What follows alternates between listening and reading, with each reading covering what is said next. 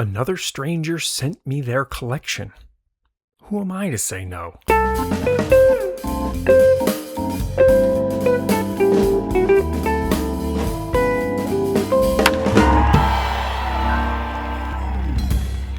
So I got an email from a channel subscriber that they've had their childhood collection sitting in their closet for 40 years. He had a pretty good idea of its value, which wasn't too awfully much because most of it was junk wax, and he had a pretty good understanding of the work it would take to sell it all, which was more than he wanted to put into it. So he offered to send the collection to me for the cost of the shipping, which turned out to be $75. And one additional request, which we'll get to later. On the honor of an internet handshake deal between strangers, I digitally sent him $75, and a few days later, these 3 large and heavy boxes arrived at my door. Perhaps one of the greatest joys in collecting life is receiving a mystery collection and getting to open it for the first time, so I am glad to be able to share that with you. While I don't expect any high-grade Mickey Mantle cards to be lurking within these boxes, I am always hopeful for a cardboard surprise or two. Right off the bat, and I'm already looking at the most 1980s of 1980s storage boxes. Or at least, that's what I thought until I saw what was underneath it, which is even more of a 1980s storage box. This hard plastic hinged protective case did not seem to survive the 1,500-mile journey, and I hope whatever cards were in here fared better. This old Topps box is still wearing its mummy costume from Halloween of 1988. We'll set that aside for now. We've got a book that came along for the ride, but at least it's a book about baseball cards. Here's a set box that we'll deal with in a second. I'm a little concerned for the cards that were in that crushed plastic box, as I can see now they are all looking a little haggard. Well, there's the lid. We'll move this very vintage Skillcraft MLB plastic storage case, a case that every kid in America had in 1987.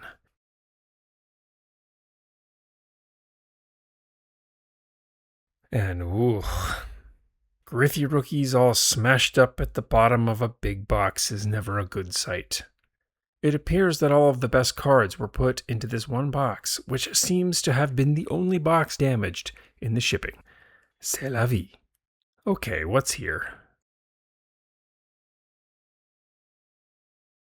Bunch of Nolan Ryans, an 80 Topps Brett, Glavine rookie, Bonds rookie, Jim Rice, Tom Seaver, all of the stars and Hall of Famers that we would expect from the 1980s. Thankfully, the cards didn't seem to be damaged, despite the demolished storage box. Whoa, Cal Ripken rookie, okay. Oh, and a Boggs rookie, okay. Oh, and a McGuire rookie. Oh, Clemens rookie. And Puckett rookie. All right, a little snag with the smashed box, but otherwise we're off to a very good start here. Any day that Hall of Fame rookies appear at my doorstep is a very good day. This first shipping box had one more nugget in it. Another smashed plastic protector. Maybe some of you thought I was overdoing it in my recent top loader torture test video where I dropped books on cards to see how well they are protected. Not a real-life scenario, perhaps? Well, now I think I probably didn't go far enough in that video in determining what really protects a card. Matt Williams wasn't a Hall of Famer, but he definitely was in the Hall of Pretty Good, and he turned out to be a great manager, too. B. J. Surhoff. Another guy whose plaque is hanging in the Hall of Pretty Good. Some non-rookie Bonds, a Smoltz rookie, 3 Randy Johnson rookies. This is the kind of stack made back in the day when all the players therein were the stars that all the kids were talking about at school. 40 years later, we have some perspective. But how cool is it to get first-hand evidence of who the big cards were in 1989? Guys like Ron Gant and John Smiley were all the rage back then, despite their cards being effectively worthless today. Moving this box out of the way, we can explore some of the containers within, beginning with the Skillcraft box, which looks stuffed to the gills with unsorted junk wax commons. But let's see what we're dealing with anyway. Yep, 1,000 or so unsorted junk wax commons from all over the 1980s. We'll come back to this in the sorting phase of this collection flip. This 1988 box looks like the south end of a northbound horse. Cards taped together with Scotch tape and paper towels. I absolutely love it. This is the 1980s version of rubber bands killing off the 1952 Andy Pafko. What cards could possibly need a paper towel treatment? It looks like just more unsorted junk wax commons. But there are some vintage Dodger reprints, and the Donruss Diamond Kings Mickey Mantle card from 1983 that showed the image for the puzzle that year. More unsorted junk wax commons. Okay, now I'm starting to see why the original owner was leery of tackling this collection after all these years. Anytime you see loose 1989 Upper Deck cards in a collection like this, there's always a chance of a random Griffey rookie, so I'll keep my eye out for that. How about a Freddie Tolliver autograph? He has cards with the Phillies in 86 and 87, and I certainly wouldn't mind if there was a Tolliver auto in here of one of those two cards. The 89 Donruss doesn't do me much good though. Although I guess I could add it to my 89 Donruss master set. More unsorted junk wax commons. More unsorted junk wax commons. This collection is going to make me work for it. The bottom panel of this box is still intact, if only barely. And there's a Tony Gwynn worth saving and a John Kruk, which I wouldn't mind having, so we'll set that aside. I've got other box bottom panels that need trimming down into cards, so I'll put this in that pile for a later video. Another quintessentially 80s storage box with the team's sorting dividers still intact. And the teams do appear to be sorted, but it's many years and brands all mixed up, which means just more work ahead for me. The last piece from this first box is a set, 1990 tops, and it appears to be numbered in order. And given the weight of the box and the look of the cards, if it isn't complete, it's only missing a handful of cards. But here, most of the work appears to be done. Moving on to box number 2. I see albums under all that bubble wrap. First one seems to be player lots. Boggs, Clemens, Big Mac, Canseco, Mattingly. All right, all the stars of the era. We'll go through this a little bit more thoroughly later. Second album, and I love the stickers on the front, especially the mid-1980s Tiger sticker, which is absolutely unhinged. This appears to be 1986 tops, complete and in order, looking very tasty. 2 random football wax packs. Another album sorted by player, starting with Mike Greenwell, who was a fairly big name back in his day. And so was Mark Grace. Flash Gordon rookie, Roberto Alomar rookie, some early 80s Johnny Bench, Chris Sabo, the man in the wraparound glasses. We'll give this album more attention in a bit. I haven't seen one of these high-grade card albums in years. These are collectible for the cover art alone. Let's see what's inside. Empty pages. But fear not, there's a second. And we've got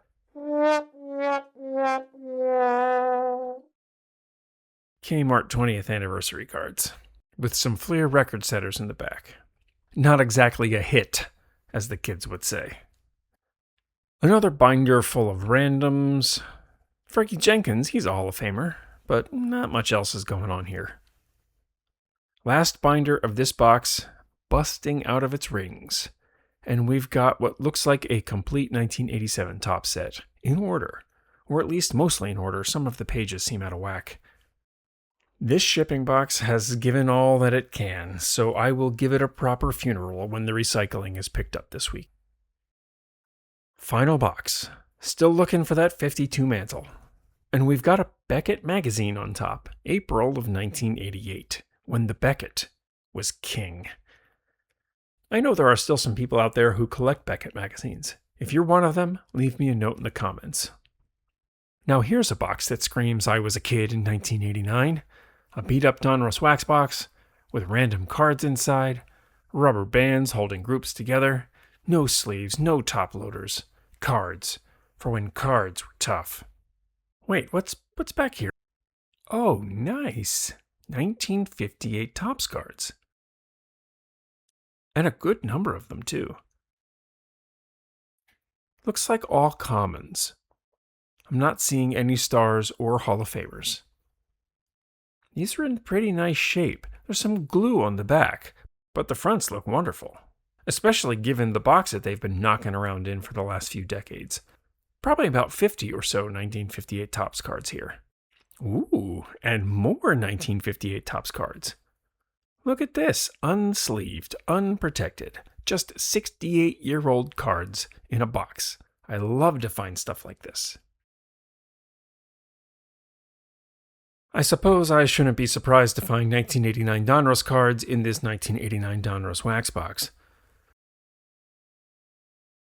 A couple of Curt Schilling rookies, and some more unsorted junk wax commons. How about Dallas cards? Remember Dallas? Dallas was a show for me that old people watched.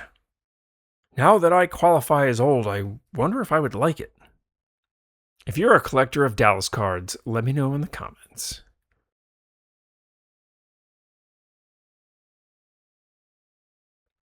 More unsorted junk wax commons. All right, we'll set this aside. This box is labeled football cards and truth in advertising, football cards, and more unsorted junk wax commons. Ah, here we go, set boxes. The box says 1985 Topps. Survey says 1985 Topps. Looks to be complete and in order.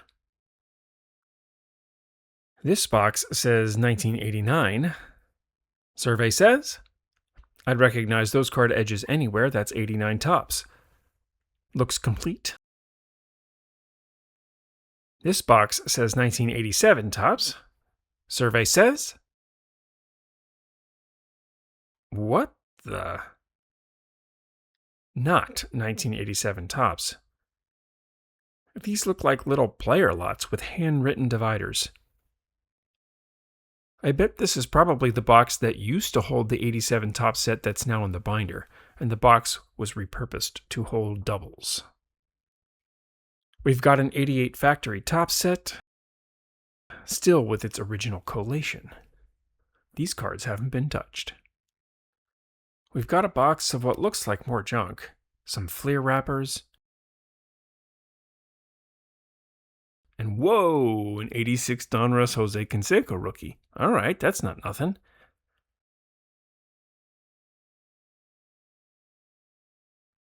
And more unsorted junk wax commons. Here's another box that says 87 Topps, but the last one was a lie.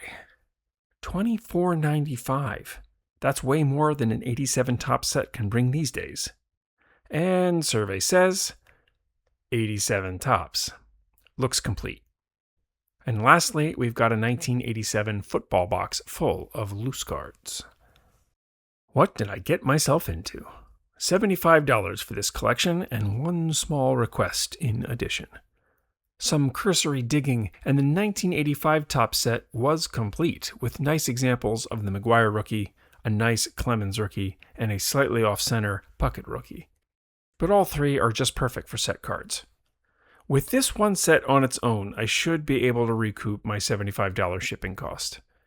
And since I already have an 85 Topps set, I'm happy to move this one along to another collector. But now the hard part begins. Or the fun part, depending on how you look at it. I've got thousands upon thousands of cards to sort before I can even begin to make sense of this collection and decide what to do with it all. Tune in next time to see what treasures I find and how all these puzzle pieces will fit together to make a picture of friendship across vast distances. A fellowship of the cards. But I don't do this alone. I'm glad you're with me.